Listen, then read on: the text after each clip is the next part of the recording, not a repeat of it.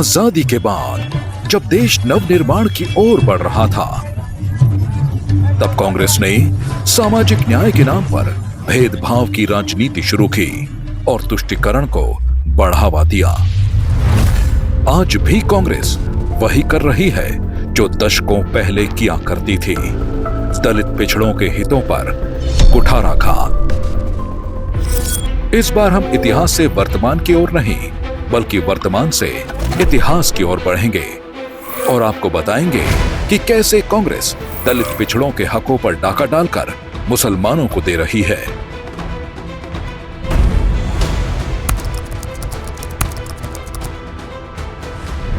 मार्च 2025, कर्नाटक विधानसभा, एक ऐसा फैसला जो दलितों और पिछड़ों के हक को सीधे तौर पर प्रभावित करता है। Karnataka passing the 4% Muslim quota bill in the assembly. Karnataka में अल्पसंख्यकों को 4% आरक्षण का बिल अब उसमें पास हो गया है। कांग्रेस सरकार एक कानून पास करती है। इस कानून के द्वारा KTPP एक्ट में संशोधन कर सरकारी ठेकों में मुस्लिम समुदायों के लिए 4% आरक्षण दिया जाता है और इसके लिए संविधान बदलने तक की बात कही जाती है। We have started something. I know that everyone will go to the court. Let us wait for some good day. Good day will come. Lot of changes are there. Constitutions will be changing. There are judgments which alters the constitution also. Congress इसे सामाजिक न्याय का कदम बताती है, लेकिन ये कैसा सामाजिक न्याय है जिसमें दलित पिछड़ों के हिस्से में कटौती कर मुस्लिमों को दिया जा रहा है?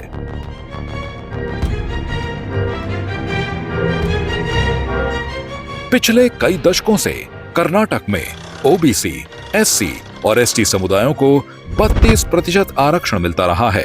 अब अगर 4% मुस्लिमों को मिलेगा तो ये कटौती उनके 32% में से ही की जाएगी, जो कि संविधान विरोधी है, क्योंकि भारत का संविधान धर्म के आधार पर आरक्षण की इजाजत नहीं देता।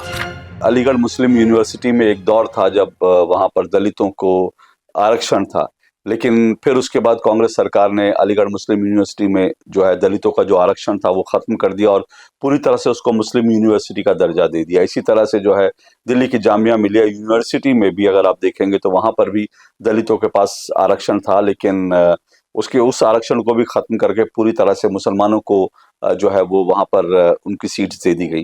तो ये तो कांग्रेस की एक पुरानी नीति रही है। कांग्रेस को ऐसा लगता है कि दलित और बाकी जो OBCs हैं ये कांग्रेस के परंपरागत वोटर हैं और इसलिए जो है कांग्रेस उनको नजरअंदाज करती है। लेकिन हैरानी होती है कि एक उस दौर में जबकि सोशल मीडिया नहीं था, इतना ज्यादा लोगों के पास इंफॉर्मेशन नहीं होती थी, तब तो कांग्रेस ऐसा कर लेती थी। लेकिन आज भी कांग्रेस जिस तरह से उसने कर्नाटक में किया, कर्नाटक में जो है ठेकेदारी में, आप सोचिए ठेकेदारी में सरकारी ठेकों में मुसलमानों को 4% आरक्षण। अब वो किसका आरक्षण है? वो जो बाकी लोगों का आरक्षण है, वो जो 27% आरक्षण है, उसी में से 4% आरक्षण जो है वो काट करके मुसलमानों को दिया जा रहा है। तो ये कांग्रेस की नीति रही है, इसको समझने की जरूरत है। हालांकि ये बड़ी खतरनाक नीति है, क्योंकि कांग्रेस हमेशा से जो है दलितों का, आदिवासियों का और OBCs का जो अधिकार है उसमें कटौती करके वो मुस्लिम्स को देती रही है। ये मुस्लिम अपीजमेंट की नीति है कांग्रेस की, जो आज से नहीं चली आ रही, जो आजादी से पहले से जब देश का बंटवारा हुआ वो भी इसी आधार पर हुआ और उसके बाद से कांग्रेस लगातार इसी नीति को फॉलो करती आई है।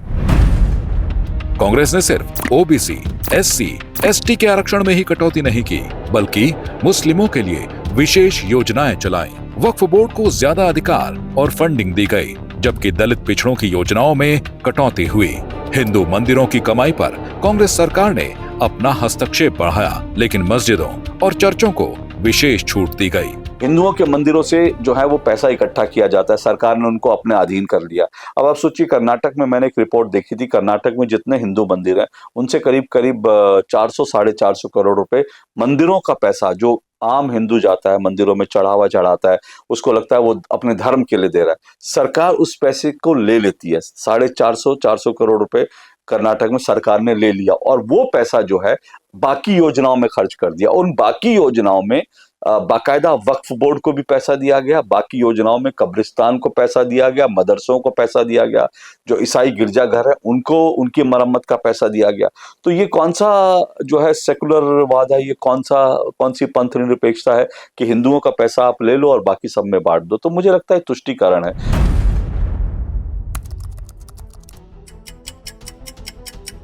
यह कहानी आज की नहीं बल्कि आजादी के बाद से शुरू होती है। जवाहरलाल नेहरू के समय में कांग्रेस ने दलितों और पिछड़े वर्गों की कीमत पर मुस्लिम समुदाय को प्राथमिकता दी। हिंदू समाज के कमजोर वर्गों को सशक्त करने की बजाय मुस्लिम तुष्टीकरण पर जोर दिया। तो जब बराबर रहेगा तो किसी वर्ग को विशेष क्यों, किसी स्पेशल अपॉर्चुनिटी किसी को क्यों, जाति के नाम पर या धर्म के नाम पर? हाँ, स्पेशल अपॉर्चुनिटी दे सकते हैं केवल उसी को जो समाज में निर्धन है, निर्बल है, गरीब है, निसहाय है, कमजोर है।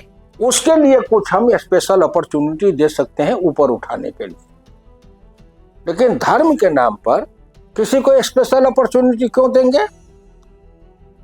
हिंदुस्तान में सर्वधर्म समभाव है। साल 1950 संविधान लागू होने के बाद जब ओबीसी और दलितों के लिए आरक्षण की बात आई तो कांग्रेस ने इसे लागू करने में देरी की।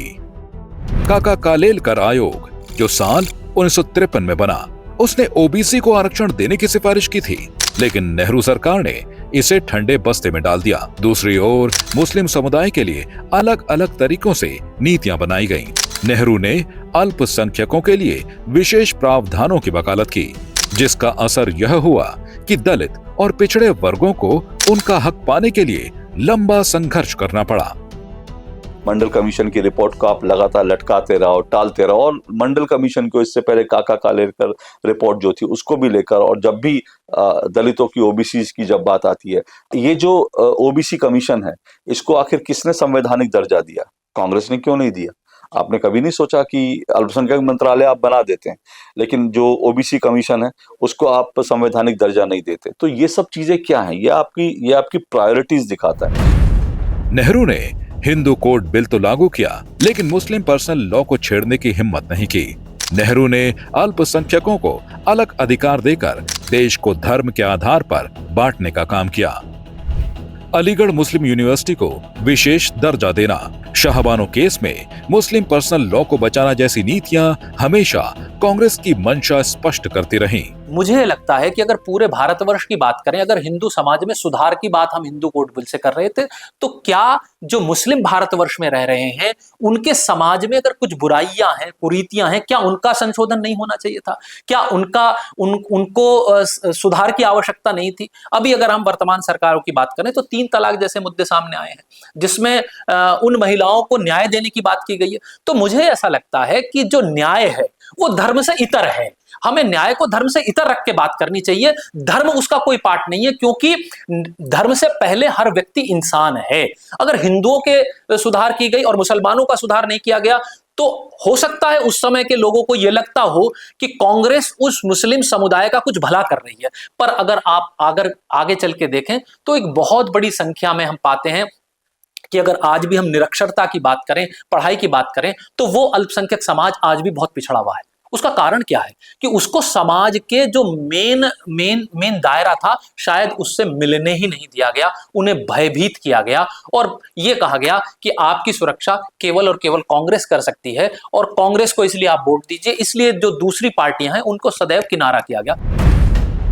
बाबा साहेब, जिन्हें कांग्रेस ने हमेशा अपनी नफरत का शिकार बनाया, हमेशा उनके विचारों को रोकने की कोशिश की, हमेशा उनका अपमान किया। कांग्रेस ने बाबा साहेब को रोकने के लिए हर हथकंडा अपनाया। उन्हें चुनाव तक कांग्रेस ने हरवाया। बाबा साहब के विचारों के खिलाफ कांग्रेस थी, इसमें कोई दो राय नहीं है। बाबा साहब के विचारों के खिलाफ यही तक नहीं, बाबा साहब से तो नफरत इस कदर थी मुझे लगता है कांग्रेस को कि देश के संविधान निर्माता के मरणोपरांत उनका देहांत हुआ। 6 दिसंबर 1956 को 26 अलीपुर रोड दिल्ली पर बाबा साहब निर्वाण प्राप्त होता है। बाबा साहब को महानिर्वाण प्राप्त हुआ, लेकिन बाबा साहब की अंतिम संस्कार करने की अनुमति कांग्रेस की उस समय की सरकार ने लुटियन जोड़ में दी नहीं। कांग्रेस तो बाबा साहब को कभी चाहती नहीं थी कि बाबा साहब संविधान सभा में जाएं। यह बाबा साहब निर्वाचित प्रतिनिधि के तौर पे एक नुमाइंदगी करें अपने समाज की। कांग्रेस ने बाबा साहब डॉक्टर भीमराव अंबेडकर जी के पीए कजलोलकर जी को तोड़ा, कजलोलकर को बहकाया और बाबा साहब के खिलाफ कांग्रेस ने उनके पीए को चुनाव लड़ाया। हर संभव प्रयास बाबा साहब की छवि को धूमिल करने का किया गया, बाबा साहब के व्यक्तिगत जीवन को धूमिल करने का प्रयास किया, बाबा साहब के खिलाफ खूब दुष्प्रचार किया और 2 चुनावों में कांग्रेस ने पूरा एड़ी और चोटी का जोर लगा करके बाबा साहब को संविधान सभा में जाने से रोकने का प्रयास किया, उन्हें चुनाव हराने का प्रयास किया। और बाबा साहब का समर्थन यदि कांग्रेस करती, बाबा साहब को प्यार यदि कांग्रेस करती, बाबा साहब के प्रति संवेदनाएं कांग्रेस के मन में होती, तो बाबा साहब को चुनाव में हरवाने का काम, षड्यंत्र रचने का काम उनके खिलाफ कांग्रेस ना करती। 1970 और 80 का दशक, जब मंडल आयोग की सिफारिशें सामने आई तो कांग्रेस ने इसे लागू करने में टाल मटोल की। इंदिरा गांधी और फिर राजीव गांधी के नेतृत्व में इसे ठुकराया गया। राजीव गांधी ने 2.5 घंटे लंबा भाषण देकर इसका विरोध किया था और ये वही समय था जब मुस्लिम पर्सनल लॉ जैसे मुद्दों पर कांग्रेस ने तेजी दिखाई। 2005 में मनमोहन सरकार ने सच्चर कमेटी बनाकर मुस्लिमों के लिए विशेष आरक्षण की बात की, लेकिन SC, ST और OBC की समस्याओं को नजरअंदाज किया। जो नेहरू या कांग्रेस की इस तरह की नीतियों का था, नहीं तो मंडल आयोग किसने बिठाया था? मंडल आयोग तो कांग्रेस ने बिठाया था ना, इंदिरा गांधी ने बिठाया था ना। और मंडल आयोग की रिपोर्टें आ गई थी तो उसको लागू क्यों नहीं किया? लागू 1989 में क्यों हुआ? वो तो रिपोर्ट बहुत पहले आ गई थी।